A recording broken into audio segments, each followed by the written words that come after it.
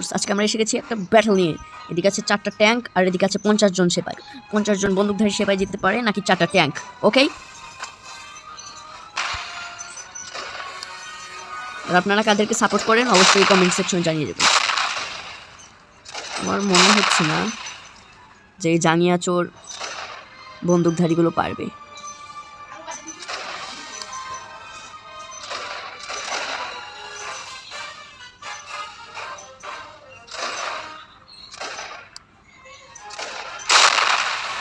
আমরা আজকে পুরো কেল্লা দখল করবো।